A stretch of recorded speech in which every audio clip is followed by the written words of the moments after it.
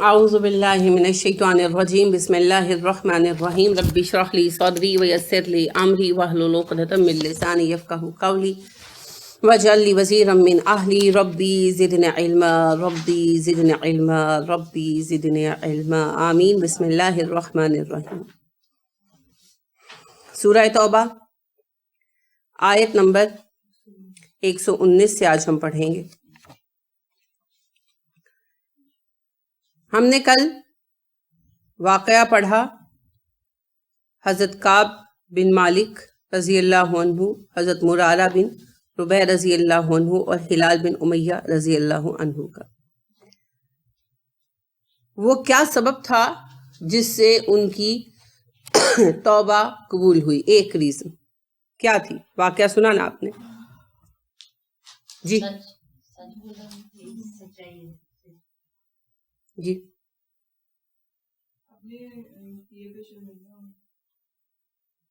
شرمندگی کی روٹ بھی سچ ہوتا ہے نا۔ جب تک ہم تسلیم نہیں کرتے کہ ہم سے غلطی ہوئی ہے، شرمندگی بھی نہیں آتی۔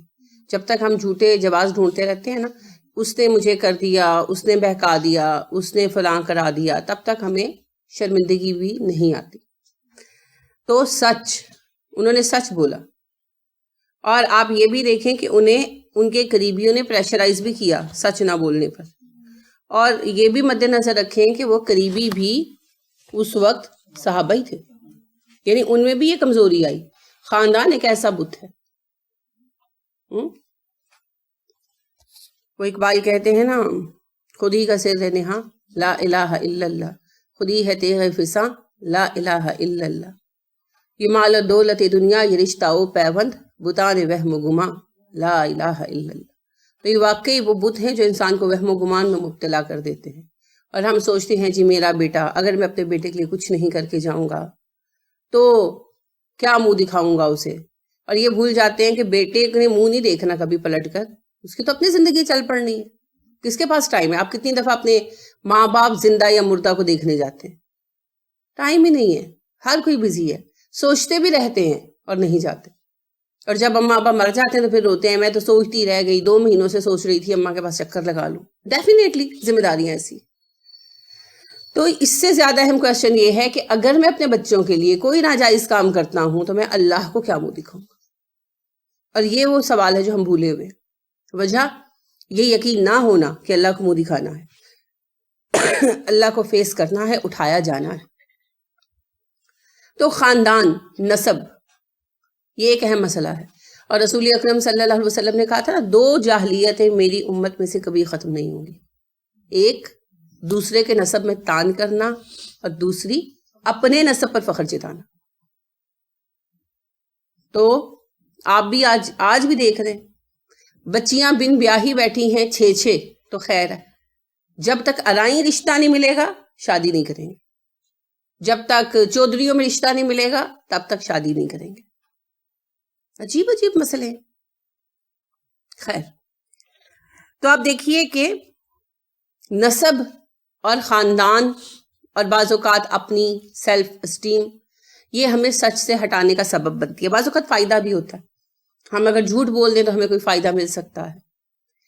تو سچ میں بعض اوقات فائدہ ہوتا ہے، بعض اوقات آزمائش بھی ہوتی ہے۔ It all depends on the situation. تو جب انہوں نے سچ بولا تو یہ بہت مشکل بات تھی، اور انہیں ڈیفینیٹلی پتا تھا کہ ہمیں کچھ نہ کچھ سزا ملے گی، کیونکہ آیتیں تو آپ صلی اللہ علیہ وسلم سنا چکے تھے، جو خطبہ آیا تھا وہ تو آپ سنا چکے تھے، صرف یہ چند آیتیں بعد میں آئیں، ٹھیک ہے۔ اب انہیں اس ناراضگی کا پتہ چل چکا تھا جو تبوک پر نہ جانے والوں پر ظاہر کی گئی تھی۔ اب 2 ہی شکلیں تھیں، یا جھوٹ بول کر بچا جائے اور قیامت کے دن پکڑے جائے، کیونکہ منافقوں کا معاملہ اللہ نے قیامت پہ چھوڑ دیا نا، اور یا پھر سچ بول کر دنیا میں جو بھی نااہلی کی سزا ملتی ہے، سستی کی سزا ملتی ہے، اسے بھگت لیا جائے۔ تو انہوں نے سچ بولا، 3 افراد، اور انہیں کس نے بچایا؟ ان کی سچائی نے۔ اور حضرت کعب نے اپنے بیٹے سے کہا، کل میں نے یہ حصہ انٹینشنلی چھوڑ دیا تھا آج کی آیت کے لیے۔ حضرت کعب رضی اللہ عنہ نے اپنے بیٹے سے کہا، عبداللہ سے۔ کب انہوں نے یہ قصہ سنایا تھا اپنے بیٹے کو؟ جب وہ بوڑھے ہو گئے تھے، نابینا ہو گئے تھے، عبداللہ ان کی بہت خدمت کرتے تھے، ہاتھ پکڑ کر مسجد لے جاتے اور واپس لاتے تھے۔ تو یعنی انہوں نے قصہ تو سبھی کو علم تھا مگر اپنے بیٹے کو خاص اپنے پوائنٹ آف ویو سے سنایا، یعنی ایک خاص شفقت کے ساتھ۔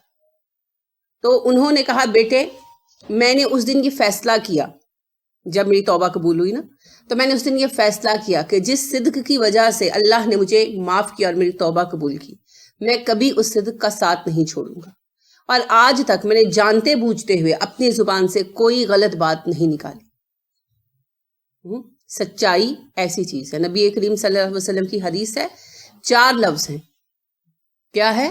الصدق ینجی والکذب یہلک۔ یاد کر لیجئے، 4 اس میں گنتی کے 4 لفظ ہیں۔ الصدق ینجی، نجا سے ہے، نجات کا لفظ نجا سے ہے نا، الصدق ینجی، صدق وہ ہے جو نجات دیتا ہے، سچائی نجات دیتی۔ والکذب یہلک، ہلاک سے ہے، جھوٹ ہلاک کرتا ہے، تباہ کرتا ہے۔ یہلک، ہلاکا سے کے ساتھ آپ یہ لگا دیں، یہلک، ہلاک کرتا ہے۔ یہ واقعہ سب سے بڑی مثال ہے اس کی۔ جنہوں نے آ کر تبوک میں شامل نہ ہونے کے جھوٹے عذر پیش کیے، ہلاک ہوئے، ہے نا، ہلاک ہوئے۔ بظاہر تو ان پر کوئی سختی نہیں آئی، ہو سکتا ہے انہوں نے اپنے گھروں میں بیٹھ کر ٹھٹھا بھی اڑایا ہو، حضرت کعب اور دوسرے دونوں صحابہ کا، کہ بڑے سچے بنے پھرتے ہیں، دیکھو اب بائیک آؤٹ ہو گیا نا، اب بھگت رہے ہیں نا، ہم نے کتنی عقل سے کام لیا۔ ہو سکتا ہے یہ باتیں بھی ہوئی ہوں، کیونکہ ظاہر آپس میں ہوئی نا، ہم تک نہیں پہنچی، لیکن ہم جانتے ہیں کہ وہ ہلاک ہوئے، کیونکہ قیامت کے دن وہ منافقین کی صفوں میں کھڑے ہوں گے، اور جنہوں نے سچ بولا ان پر سختی آئی۔ ہم بھی آج پڑھ رہے ہیں، اور اس وقت کے لوگوں نے بھی دیکھا، 50 دن اپنے لوگوں کے مابین رہ کر قطع تعلقی جھیلنا مذاق نہیں تھا، کوئی سلام کا جواب بھی نہیں دیتا تھا، اللہ کا حکم نہیں تھا۔ تو اس سزا کو کاٹنے کے بعد کیا ہوا؟ کامیاب ہو گئے، ان کا سابقہ سٹیٹس بحال کر دیا گیا۔ اور اس میں آپ یہ دیکھیے کہ جب سابقہ سٹیٹس بحال کیا گیا تو کسی مسلمان کے دل میں ان کے لیے کوئی میل، کوئی خار، کوئی پرخاش نہیں تھی۔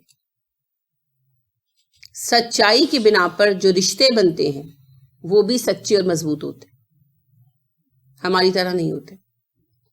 تو اللہ یہی ارشاد فرما رہے ہیں، دیکھیے، یا ایھا الذین آمنو، اے ایمان والو، اتقوا اللہ، اللہ کا تقوی اختیار کرو، وکونوا، ہو جاؤ، مع الصادقین، سچوں کے ساتھی، سچوں کے ساتھ کھڑے ہونے والے بن جاؤ۔ اے ایمان والو تقوی اختیار کرو اور سچوں کے ساتھ کھڑے ہونے والے بنو، سچوں کے ساتھی بنو۔ کس معنی میں کہا؟ جب حضرت کعب بن مالک رضی اللہ عنہ نے سچی بات کہہ دی تو ان کے خاندان نے پریشرائز کیا، اتنا پریشرائز کیا کہ حضرت کعب کہتے ہیں میرے دل میں یہ بات آنے لگی کہ میں بھی جا کر کچھ دوسری دفعہ جاؤں اور کوئی بہانہ بنا دوں، لیکن پھر میں نے یہ پوچھا کہ کیا میرے جیسا معاملہ کسی اور کا بھی ہے، اور جب مجھے بتایا گیا کہ 2 اور صحابہ کا ہے تو میں نے اس بات کا انکار کر دیا، اور میں نے کہا میں اپنے سچ پر قائم رہوں گا۔ تو زندگی میں کبھی آپ کے ساتھ نہیں ہوا کہ آپ کو کہا گیا ہوا کہ جھوٹ بولنے کے لیے؟ بہت دفعہ ہوتا۔ ہماری زندگیوں میں تو یہ رواج ہے، یعنی بچوں کو کہتے ہیں فون بج رہا اٹھاؤ اور کہو ابو سو رہے ہیں، ہے نا، ابو ہی فرما رہے ہوتے ہیں۔ باہر کوئی آیا جا کر کہہ دو ابو نہیں ہے۔ امی کسی سے بات نہیں کرنا چاہتی، کہتی ہیں ذرا فون کر کے کہہ دو امی بزی ہیں، حالانکہ فارغ بیٹھے ہوئے ہوتے ہیں۔ ہم نہ صرف جھوٹ بلوا رہے ہوتے ہیں، ہم جھوٹ کی ٹریننگ دے رہے ہوتے ہیں۔ پھر جب وہ بچے ہم سے جھوٹ بولتے ہیں تو ہم کہتے ہیں تمہیں کس نے سکھایا جھوٹ بولنا؟ بھئی آپ نے خود سکھایا بڑی محنت کر کے، کس نے سکھایا؟ کون سکھائے گا؟ اچھا بچے کے سامنے خود بیٹھ کر جھوٹ بول رہے ہوتے ہیں، فارغ بیٹھے ہوئے گیم کھیل رہے ہوتے ہیں، فون آ جاتا ہے کسی ایسے بندے کا جسے ہم نہیں بتانا چاہتے، ساس ہے، نند ہے، کیا کر رہی تھی؟ میں تو آٹا گوندھ رہی تھی۔ اب بچہ کیا اندھا ہے، بہرا ہے، وہ سن نہیں رہا، وہ دیکھ نہیں رہا، جھوٹ بول رہا ہے، اور وہ آپ سے سیکھ رہا ہے۔ پھر بچے بھی یہی جھوٹ بولنا شروع کر دیتے ہیں، گیم کھیل رہے ہوتے ہیں، کمپیوٹر پر بیٹھ کر ماں آتی ہے تو فوراً اس کو بند کر کے دوسرے ونڈو کو کہتے ہیں ہم تو اپنا جو ہے نا پروجیکٹ بنا رہے ہیں ماما۔ پھر ماما جب پکڑ لیتی ہے پھر جوتیوں سے پیٹتی ہے، کس نے تمہیں یہ سکھایا؟ بھئی آپ نے سکھایا، you are the role model, آپ نے کیا تو بچے نے سیکھا۔ کوئی ساتھ لے کر پیدا نہیں ہوتا، سچائی فطرت میں ہے، جھوٹ فطرت میں نہیں ہے، وہ ہم سیکھتے اور سکھاتے ہیں۔ تو پھر ہر معاملے میں جھوٹ شروع ہو جاتا ہے نا۔ ہر معاملے میں جھوٹ شروع ہو جاتا ہے, پوری زندگی جھوٹ کا پلندہ بن کے رہ جاتی ہے. اب دیکھیں ہم کیا کرتے ہیں, شادیوں پر ہم جاتے ہیں اور کیا کرتے ہیں, جھوٹے زیورات پہنتے ہیں, کوئی حرج نہیں ہے, ویسے کوئی حرج نہیں ہے, لیکن ہم شو یہ کرتے ہیں کہ یہ اصلی ہے, تب حرج آتا ہے. ٹھیک ہے نا, اٹ سیلف آرٹیفیشل زیور پہننے میں کوئی مسئلہ نہیں, لیکن جب ہم پہنتے ہیں اور پھر ہم یہ دکھاتے ہیں, کیونکہ اب اصلی اور نقلی کا فرق عام بندہ نہیں جان سکتا, وہ بناوٹ ان کی اتنی اچھی ہو گئی ہے, تو اس میں پھر ہم یہ شو کرتے ہیں کہ یہ ہمارا اصلی زیور ہے, گولڈ کا زیور ہے, تب جا کر اس میں خرابی آتی. اسی طرح شادیوں پر کسی سے کپڑے لے کر پہننا بری بات نہیں ہے, لیکن پہننا اور یہ ظاہر کرنا کہ ہم نے خود بنوائے ہیں, یہ غلط ہے. اگر آپ نے پہنے ہیں اور کوئی پوچھ لیتا ہے کہ بھئی آپ نے کتنے کا بنوایا, تو اس میں کیا حرج ہے یہ کہنے میں کہ بھئی میری دوست کا ہے, میچ کر رہا تھا میں نے لے لیا, کیا اس میں کوئی بے عزتی کی بات ہے؟ نہیں, دس از آل نارمل, ہر سوسائٹی میں ہوتا ہے, ہر دو جاننے پہچاننے والے افراد میں ہوتا ہے. خاص طور پر سکارفز, جوتے, بیگز, یہ تو بندہ ایک دوسرے سے لیتا ہی رہتا ہے, کیونکہ کتنی کلیکشن رکھیں, میچنگ کتنی کریں. There is no harm in it until and unless you will show the others that they are mine. جھوٹ پر قدم نہیں رکھنا, کوئی بھی چیز اٹ سیلف بری نہیں ہے جب تک ہم اس کو جھوٹ کا سبب اور ذریعہ نہیں بناتے. اسی طرح دعوتیں وغیرہ ہوتی ہیں, بازار سے چیز منگوا لیتے ہیں, کوئی حرج نہیں ہے, ٹھیک ہے, دس از یور ڈیسیژن. یا اپنی والدہ سے بنوا لیتی ہیں بچیاں, کوئی حرج نہیں ہے, ٹھیک ہے. لیکن پھر بعد میں یہ شو کرنا کہ سب کچھ میں نے بنایا ہے, اور پھر اگر کوئی ریسیپی پوچھ لے تو جھوٹ بولے ہی مت, ضرورت ہی نہیں ہے. آپ نے اگر بازار سے منگوایا تو بھی زیادہ پیسے لگائے, اور اگر آپ کی والدہ نے بھی بنایا تو یہ آپ کے لیے ان کے دل میں جو محبت ہے, جو بے قراری ہے, اس کو شو کرتی ہے, تو خوشی سے بتائیں. اور اگر آپ یہ چاہتے ہیں کہ آپ کا نام ہو تو پھر ترکیب پوچھ کر خود پکائیں. تو زندگی کو نا سچ پر بیس کرنا ہے.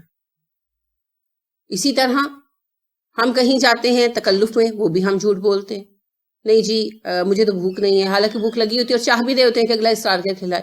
اب اگلا بزی ہوتا ہے یا اس کا مزاج ایسا ہوتا ہے, وہ ایک دفعہ پوچھتا کرتا ہے اچھا نہیں تو نہ سی, پھر ہم گھر آ کے کہتے ہیں انہوں نے دوسری دفعہ پوچھا ہی نہیں, جب اس نے پہلی دفعہ پوچھا تو انکار کیوں کیا جب بھوک لگی تھی تو. اسی طرح کسی کے گھر جاتے ہیں, کھانا ملتا ہے تو کیا کہتے ہیں, بہت اچھا ہے بہت اچھا, اور پھر گھر آ کے کیا کہتے ہیں, حلق سے نیچے نہیں اتر رہا تھا. تو ضرورت کیا ہے؟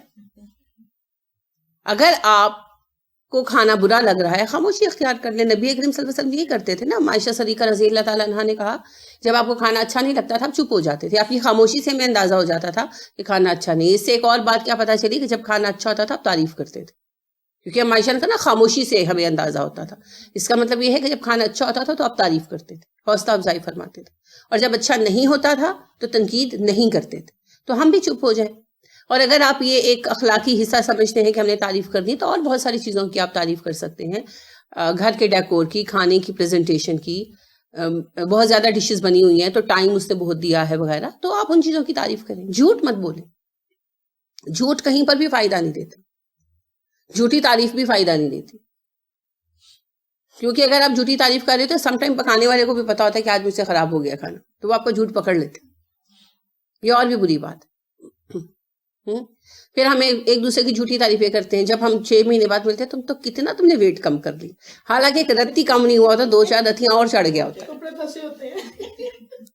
اب کیا فائدہ ایسے جھوٹ سے؟ اور ہمارا ذہن کا حال یہ ہے کہ جس کا وزن ہوتا ہے اس کو بھی پتا ہوتا ہے بڑھ گیا ہے, مگر وہ تعریف سن کے خوش ہوتا ہے, حالانکہ اس کو بخوبی پتا ہوتا ہے کہ میں پہلے سے اوور ویٹ ہو گئی ہوں, کیونکہ اس کا لباس اس کو تنگ کر رہا ہوتا ہے. سب سے بڑا گیج کیا ہے؟ لباس. اور پتا ہوتا ہے, اچھی طرح سے پتا ہوتا ہے, وہ جوتے تک نہیں آ رہے ہوتے پیروں کے اندر, پھر خوش ہوتی ہیں فلاں نے مجھے کہا کہ تمہارا وزن تو کم ہو گیا, تم تو سمارٹ لگ رہی. کہنے سے کیا ہوگا بھائی, تمہارے کپڑے تمہارے جوتے چیخ چیخ کر کہہ رہے ہیں کہ جھوٹ ہے. تو جھوٹ کی جو زندگی ہے نا, اس نے ہمارا ستیہ ناش کر دیا. ہم اپنے آپ سے جھوٹ بولتے تبھی تو ہم ڈائٹ بھی نہیں کر پاتے. کوئی بات نہیں, آج کی خیر ہے, حالانکہ ہمیں پتا ہوتا ہے کہ خیر نہیں ہے, لیکن ہم اسی طرح اپنے آپ کو دلاسے دیتے ہیں. بچوں سے جھوٹے وعدے کرتے ہیں. تو جھوٹ پھر نا ہماری شخصیت سازی کو ختم کر دیتا، کیونکہ جو بندہ جھوٹ بولتا ہے نا وہ اپنی کیریکٹر بلڈنگ کیوں کرے گا؟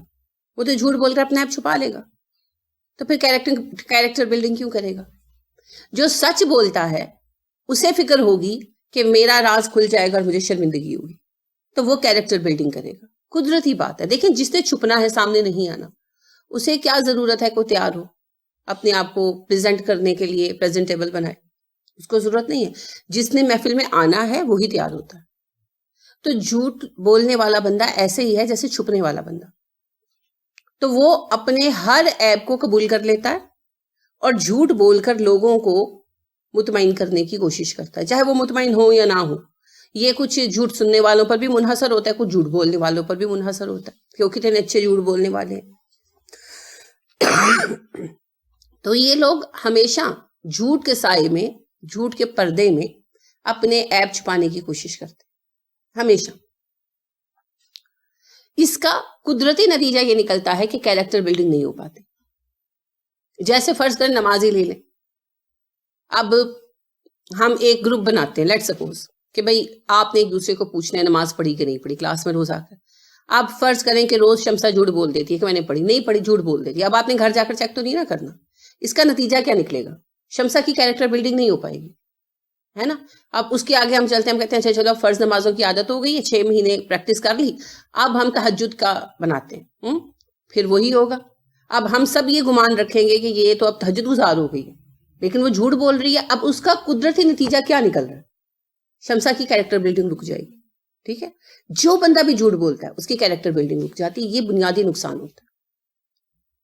یہ ایسے ہی ہے جیسے کسی کو دوا دی جائے اور وہ نہ کھائے اور کہے میں نے کھا لی ہے، تو علاج نہیں ہوگا نا، شفا نہیں ہوگی جتنی بھی کوئی کوشش کر لے. تو جھوٹ جو ہے نا سب سے زیادہ نقصان دہ جھوٹ بولنے والے کے لیے ہوتا ہے.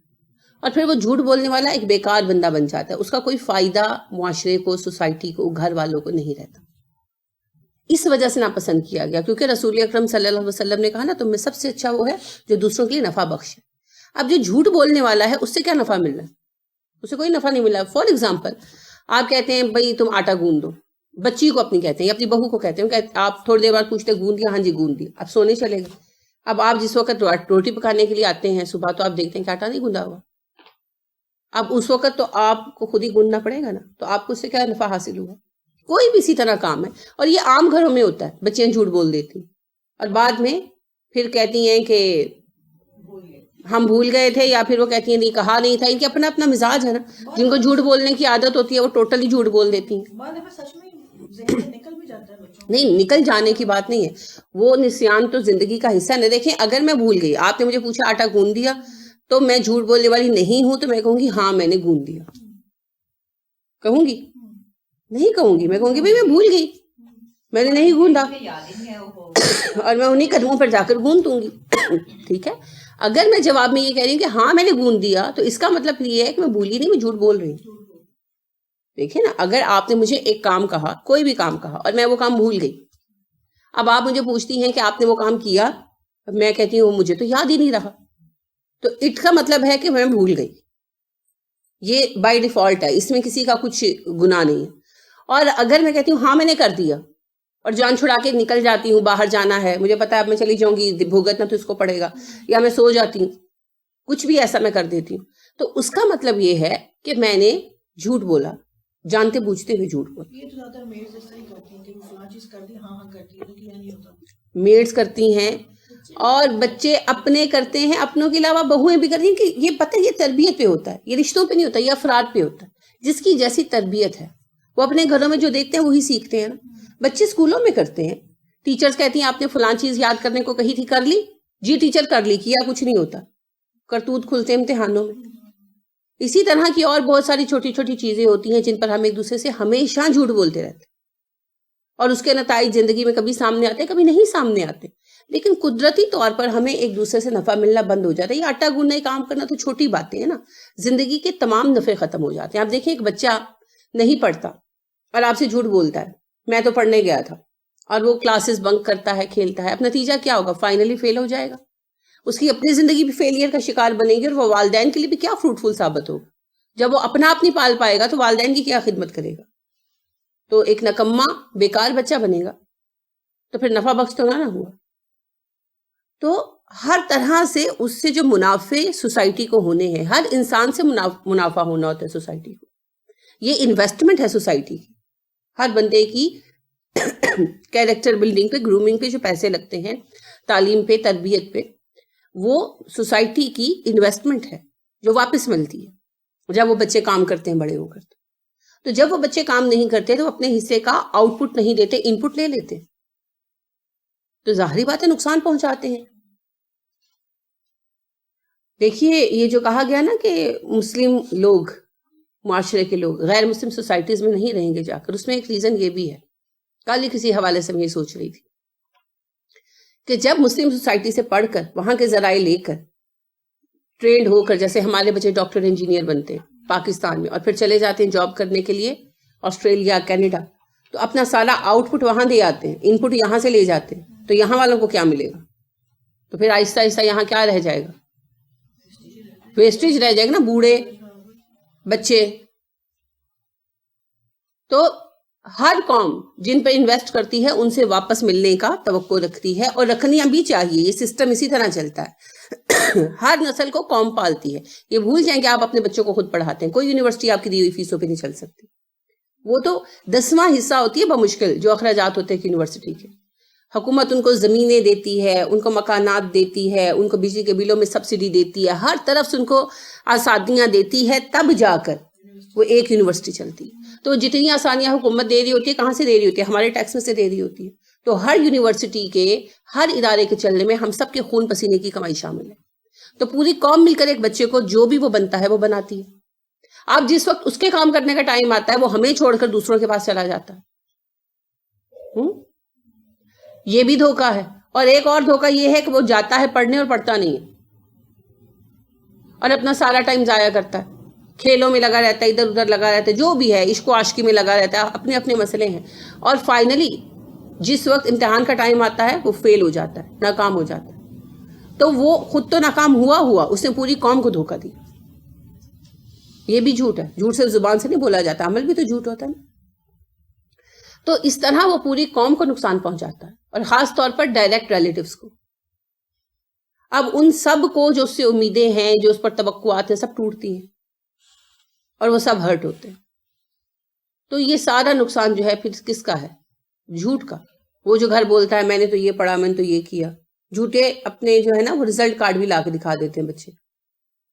وہ اپنی چینج کر لیتے ہیں نا رپورٹیں، وہ بھی لا کے دکھا دیتے ہیں.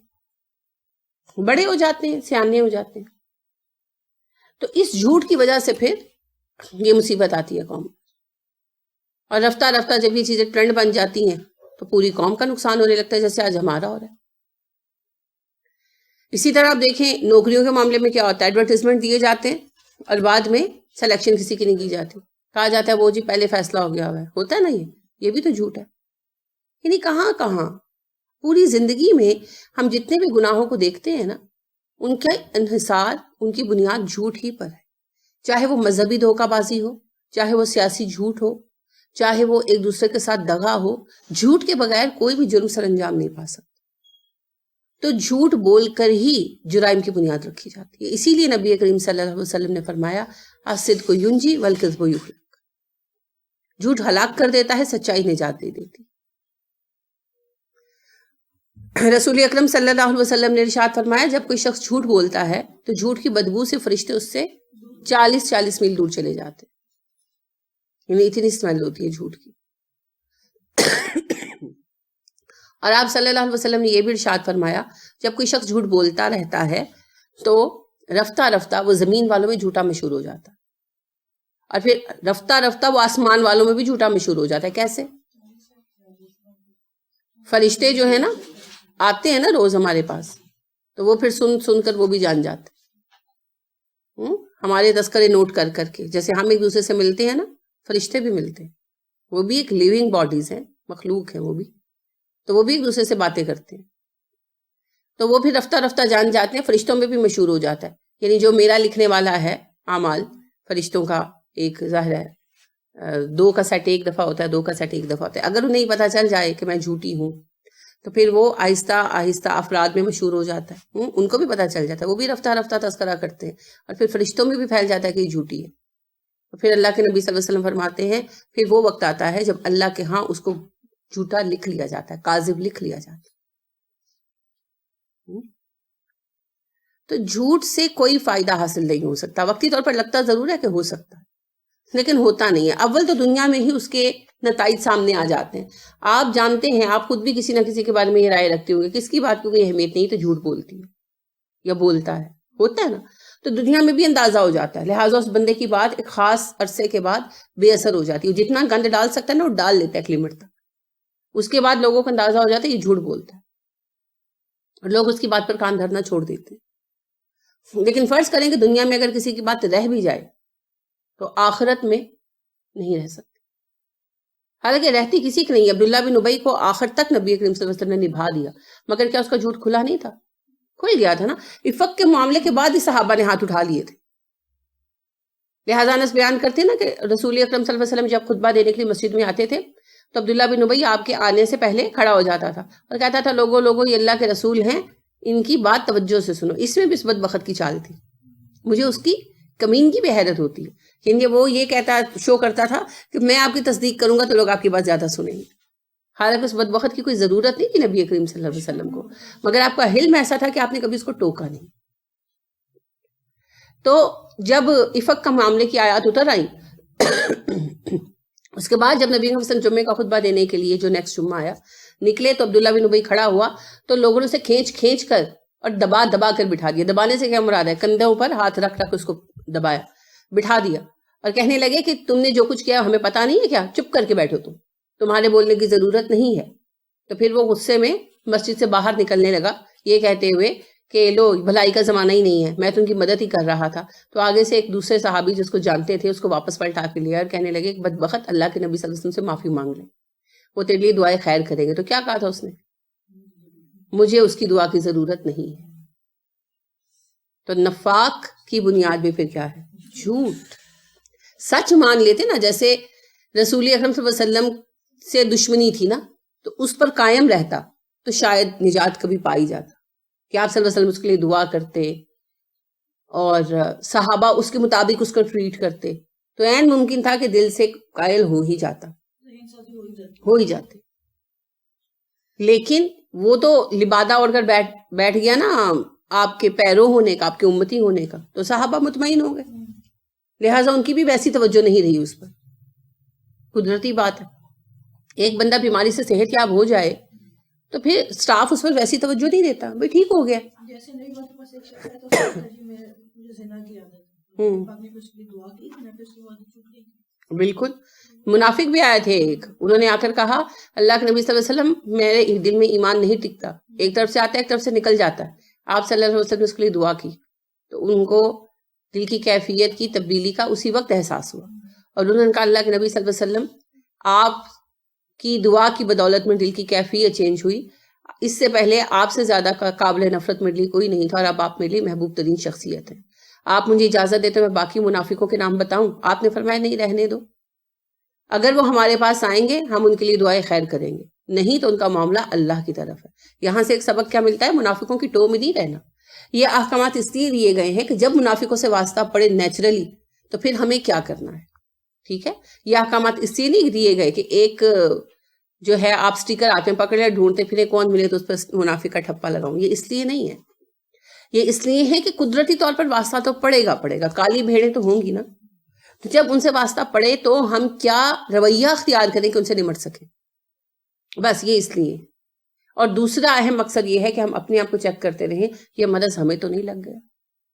ٹھیک. تو رسول اکرم صلی اللہ علیہ وآلہ وسلم نے ہمیں جھوٹ سے سختی سے منع کیا، سختی سے منع کی. اور سب سے زیادہ آپ صلی اللہ علیہ وسلم زور کس چیز پر دیتے تھے؟ جھوٹ نہ بولنے پر.